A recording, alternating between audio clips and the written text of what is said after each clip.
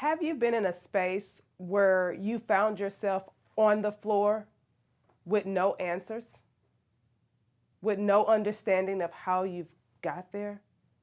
What about struggling with your mental health and your religion? Do I have to pick one? Or maybe not even understanding the reason you need to get up and get dressed. If any of those questions have ever peeked into your mind, I need you to stay tuned because our guest today will have all the answers and then some on Am I Crazy?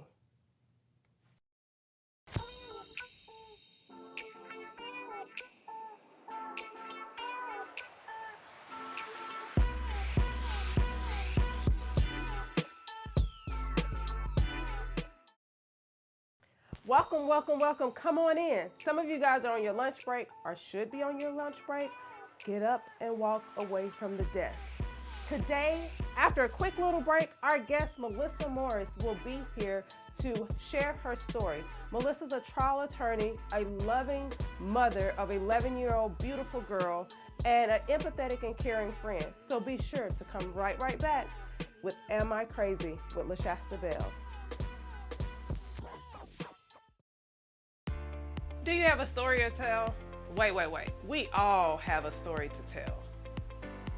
If you are ready to tell your story as it relates to your mental health and the journey, the struggle, the management, the awareness, the lack thereof, we want you at Am I Crazy with LaShasta Bell. And what about sponsorship? Oh, thanks for asking. Because there's also the opportunity for sponsorship. Do you have a product? Do you have an event that you want to shout to the world? If so, check out our sponsorship. Same place as the guest forum. See you soon.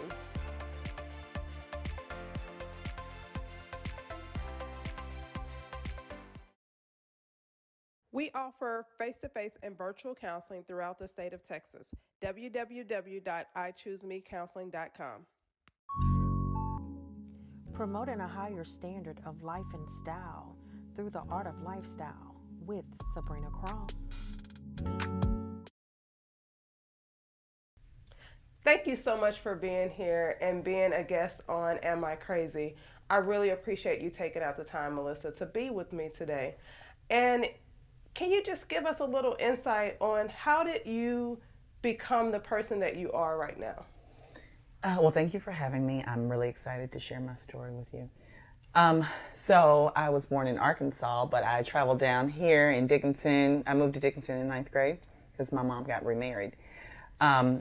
This was the first time that I met some friends that really gave me some roots.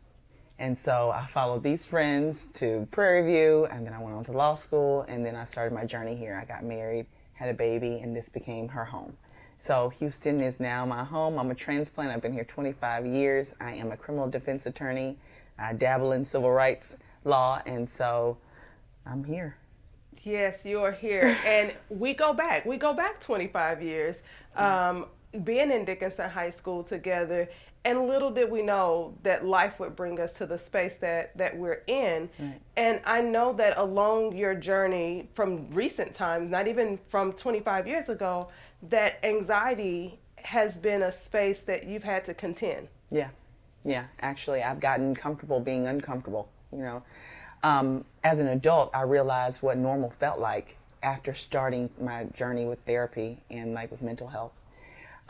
Deciding to take care of me instead of taking care of everybody else was the best thing that I could have done to take care of everybody else. Absolutely. That right there, we're going to run it back. She just said a mouthful, you guys. You have to take care of you in order to take care of everyone else. At what moment did you realize, I have to do this for me? There's no other option. Yeah, I'll tell you. I remember it was the day Osama bin Laden was killed by the Navy SEALs. My kid was going to school at this federal daycare, or a daycare in a federal building. I was so afraid to let her go. I laid on the floor. I couldn't find anything to wear. I laid on the floor. I cried. I just could not bring myself to face the day. I couldn't show up. I happened to be, at the time, my best friend is also from Dickinson, you know her, Dr. Brown. At the time, she was Dr. John Bell Small. She was living with me while she was waiting to get married. They were doing this whole, let's just not live together and let's just, revisit this when we get married. So she happened to be living with me. She came to me while I was on the floor in my underwear and said, "You're not right. This is not normal fear. Something is happening to you." And that day, I called a bunch of psychiatrists. I started just Googling everybody. One of my ex-clients happened to see my name come up and said, "I'll get you in today." I went to a therapist. I've been seeing the same therapist since then. It's been 10 years. Wow, I literally have chills. I'm speechless to get to that place where you are paralyzed with fear, but to have the resource, to have the community there to say, "You're not right. It's not okay." And then for you to take ownership and go "Yeah, I'm not right." Yeah. Was there ever a time in life along your journey that there was a moment that you might have knew something was going on, but the community wasn't there to say, "Hey, you're not right"? Yeah, in fact, that same day after she told me I wasn't right, and I said, "I'm going to get up, I'm going to get myself together." I was in the shower. I called my brother, and I told him, "This is not right. I'm not right. I can't move. I can't do what I need to do." He says, "Hey, we don't believe in any of that." No, I said, "I'm going to go to a psychologist." "Don't let them put you on no pills. We don't believe in no pills." My brother is in the Nation of Islam. He says, "We're in the nation, we don't believe in that." And I said, "Okay." I called my mama. She said, "Don't let them put you on any pills. You need to pray." So here it is, my brother who's in the Nation of Islam, my mom who is Southern Baptist, was telling me in our religions, we reject that. And I said, "Well, I'm going to save myself."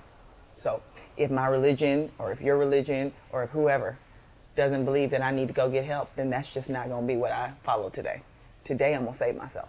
And I went and I did. And they put me on, I had lorazepam, I believe it was, but it was an antidepressant. And I was ashamed. I was ashamed for 2 years I took it. I was ashamed. I was so ashamed I stopped telling my psychiatrist that I wasn't taking it. I started weaning myself off of it because I felt like I had a purse full of pills and no type of understanding of why I got here and how I got here. But I knew I needed to be saved in that moment. And so even though it took me 2 years to get to the point where I said I can wean myself off of this, I still wasn't comfortable being honest with even the people who were prescribing me the medicine. What my psychiatrist told me that was the most important was you have to be on a couch to get those pills out of your purse. She said, "You need skills if you don't want pills." That's it. So, but I'm going to just tell you, I still have a few pills. So because I suffer from generalized anxiety, I do get a prescription of Xanax. And in those moments where I cannot find the skills, when I can't find my voice, when I can't find the courage to show up, I will take what I need to take, prescribed by a doctor, under her care. I will take that. And there's no shame in that, because I think that in our culture, we find some kind of reward, some kind of honor in struggle and suffering. And I'm rejecting that. Woo. Yeah, you said so much. I'm going to take it back a little bit where we talk about when our culture and our religion will not support our need for help. And so being able to say, that's strength within that, to have your mom and your brother who are pillars of your life. Right. Who obviously you want to know how they feel, right, because you picked up the phone and called. Like you said, I'm on the floor, I go to the shower, and then I'm calling my brother, I'm calling my mom. And so it took courage and strength to be able to go against what they were saying, right, in order to help yourself. So, right. I mean, kudos and congrats for that step, because a lot of us get stuck right there. Yeah. But I think the reason I didn't is because the person who told me I wasn't right actually was a doctor. And because I will defer to the experts. I just happen to have a best friend who's a doctor. And because nobody I know has a best friend who is a mental health expert, I want to say, save yourself. Save yourself. And I needed permission from somebody.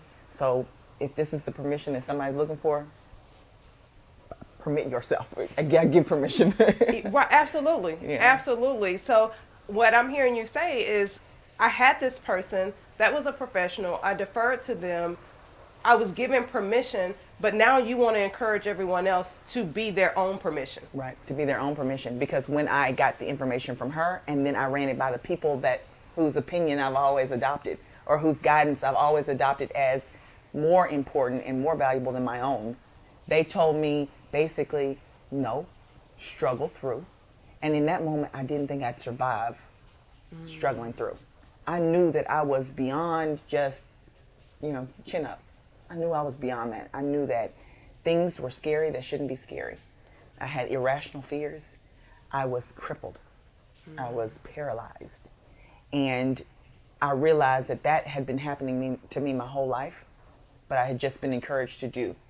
But now I had this kid, and she was a year old. And if I broke, if I just could not get okay, then she wouldn't have a mother. Like, I don't want to be dramatic. I don't think that I was suicidal, of course, but I don't know. But I could have maybe gotten there. But I know she didn't have the mother who was well. And I was going to continue the traumatic things that were happening to me with her. When she came to me crying, I'd be like, toughen up, And I just didn't want to be that person. I wanted it to stop. I wanted to stop feeling rejected by the people who were most important to me because I was so sensitive or because I was so afraid. I was scary. I was like, she's so nervous. She's such a nervous child. But now I've been able to kind of repurpose that anxiety into, yes, I'm scared, but people pay me for my worst case scenario. Okay, so now that I can repurpose my anxiety and not say, okay, this is going to be a catastrophe. This is going to end up so terrible. But I can say, this could end up terribly. Let's do something different. That gives me power over it. That's good, Melissa. That's really good. Wow. The fact that you recognize you didn't have any more, that was it. And, sometimes we feel like the worst thing to be is suicidal, but sometimes the worst thing to be is to be and not be present, to not be able to show up for yourself or for your children. I've heard too many stories of like, it was a shell of a person. I was watching my life. I was watching it. I was doing everything I was supposed to do. I had checked off all the boxes. I bought a house. I got married. I had a baby. I did it. I got my degree. I had a license in Texas at 24. I had a license in Arkansas at 25. I was doing it. I was empty and disappointed. And I was hurt. And I was just showing up for everybody else. And then I didn't even have the energy to do that. And then I wondered, if I wasn't this, or if I didn't show up for other people, if I wasn't the friend that they could count on, if I wasn't the lawyer that would answer in the middle of the night, what then was I? And would I be worthy enough to continue the life that I had built for myself? And that was a whole thing. That was a whole thing. A whole thing. So you basically, for years, was willing to suppress what you needed to be what everyone else wanted you to be, right, until it got to the point you were laying face down on the floor. Right. Wow. Curled up. And it started with me not wanting to send my kid to school, and spiraled into, and what am I going to wear? And why am I even going? And what is this? And I've lost my husband. And I did it all right. I'm losing everything. The last thing I can lose is my mind and my baby. And so if I don't stop it here, because I feel like the mind is gone, if I don't stop it here, I lose the baby. And she saved me in that. And then I had to make sure to have enough therapy and enough skills to not make her responsible for continuing to save me. Because it's not her responsibility to make sure that I'm okay. Ooh. She got me to get okay.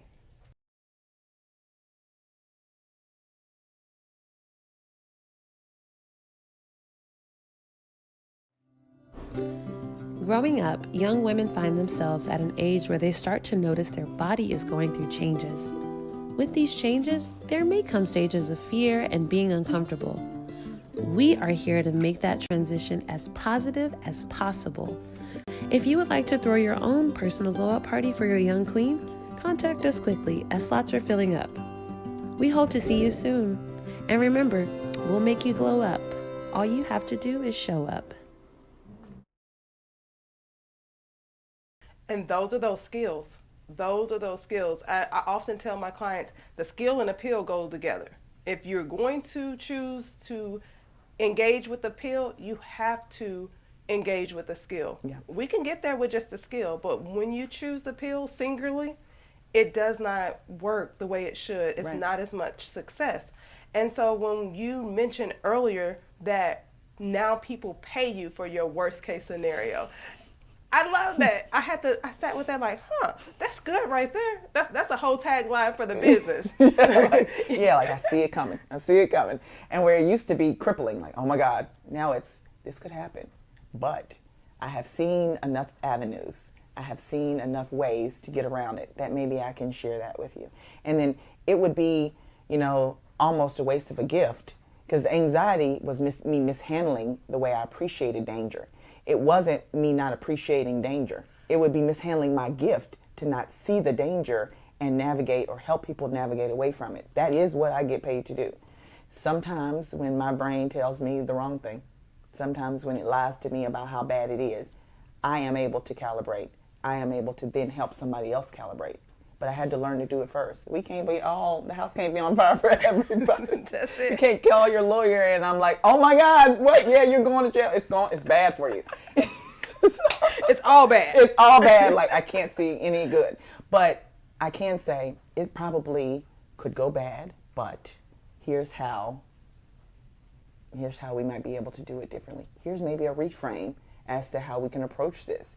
It also helps when you're dealing with people who are angry with one another and they're looking at, when you're traumatized, how you misfire on your intuition, how you're like, you're coming for me. You mean me wrong. It helps to be able to reframe that, to be able to say, yeah, I can see why you're scared of that person. They're showing up as your trauma. They're triggering you without even knowing it, Yes. So it's easier to help maybe my clients to navigate through settlements, negotiations for settlements. My civil rights clients, it's helpful for me to be able to empathize and understand why they're afraid, why they're calling me in the middle of the night, while still saying, I can't answer in the middle of the night. I need to sleep. I need to sleep so I can be ready for you tomorrow. And nothing bad is going to happen tonight. And I can also say, if something bad is going to happen tonight, I know when to get up.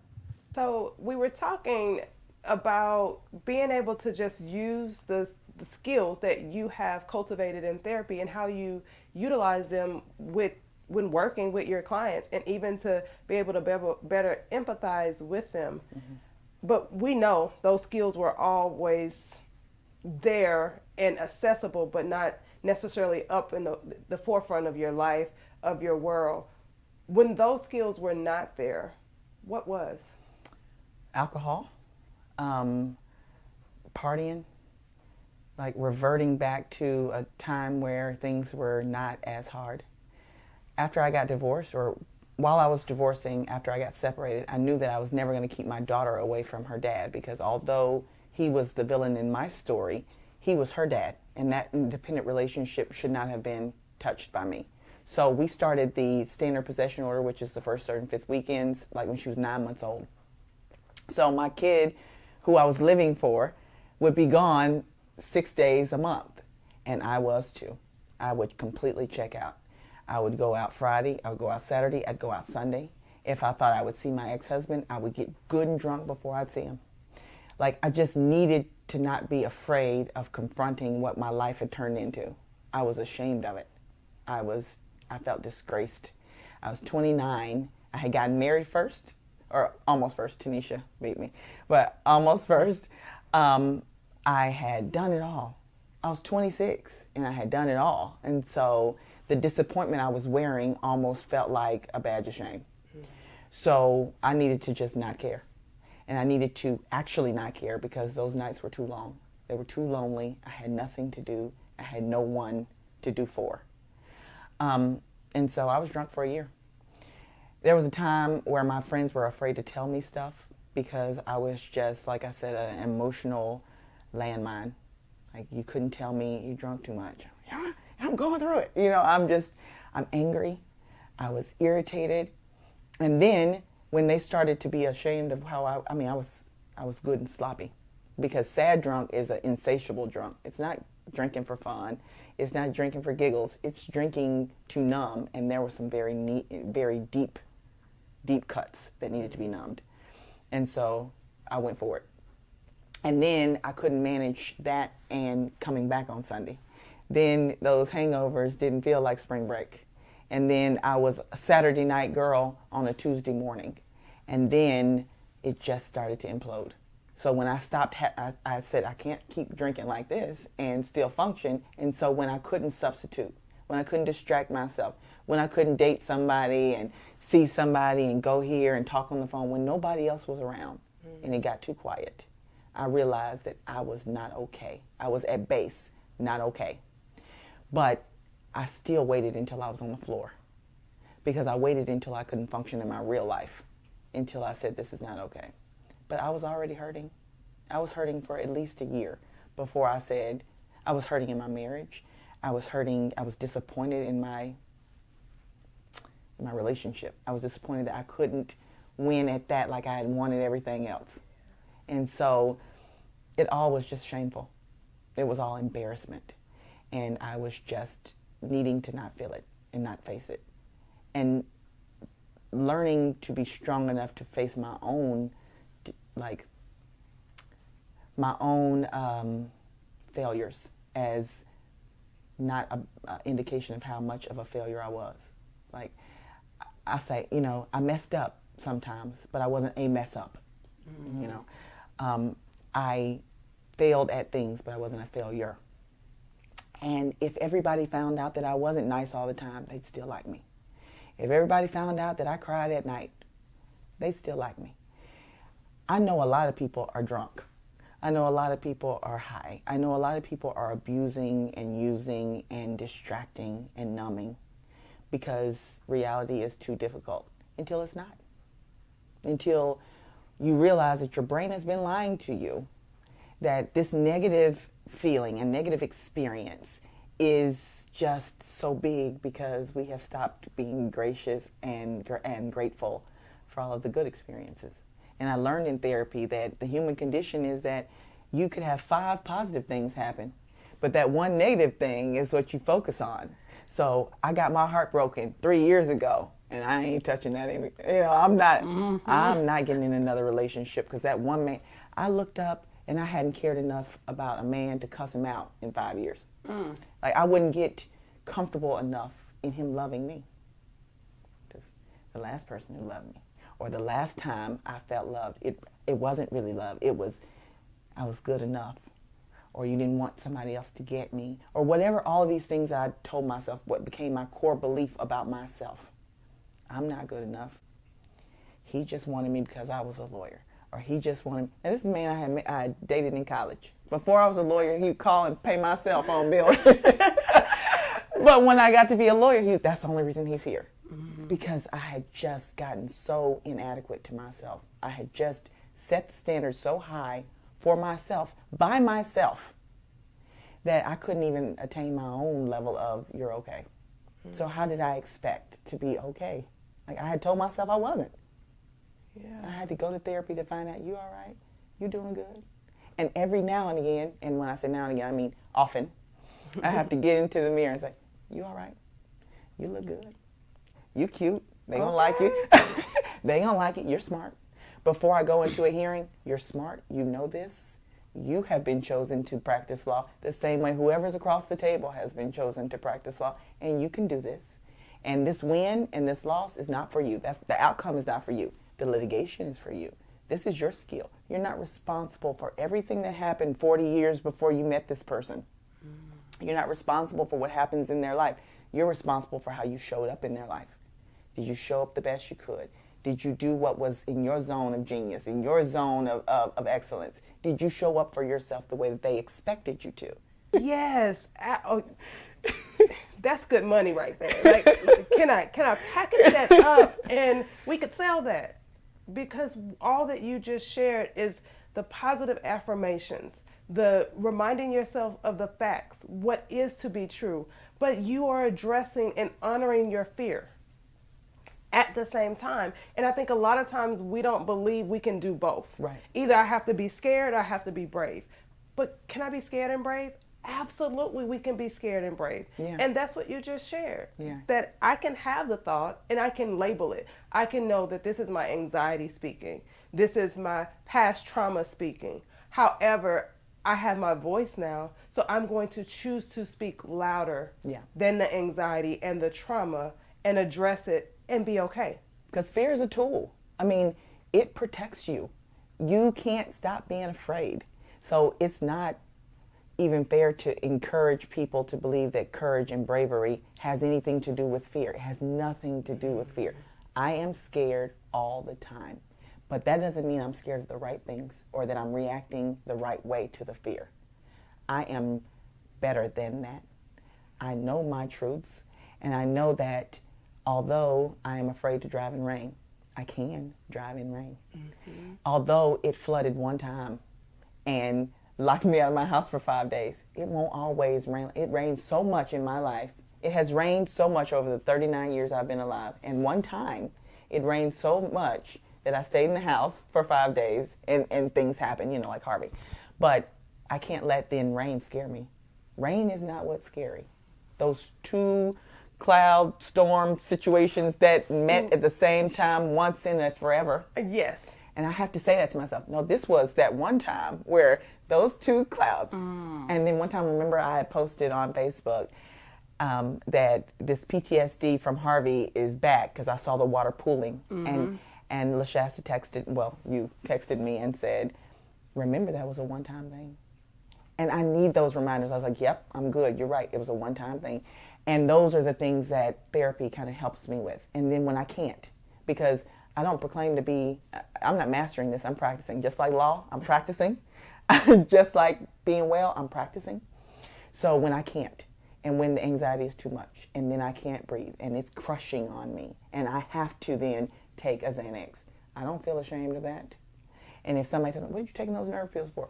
Mind your business, okay? Mind your business. I'm okay, okay? You might need some. Now, that's not usually how, because that's kind of defensive, but usually I acknowledge it, like, yes. And you don't have to share that with everybody. I just have gotten to the point where I can. But it's been 8 years, but now I can say, if I need it, I'll take it.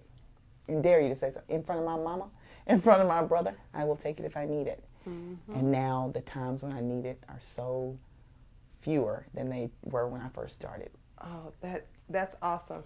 And that's because you're addressing it. You are doing the work. And so when someone says, am I crazy? You can tell them, no, because I'm addressing it.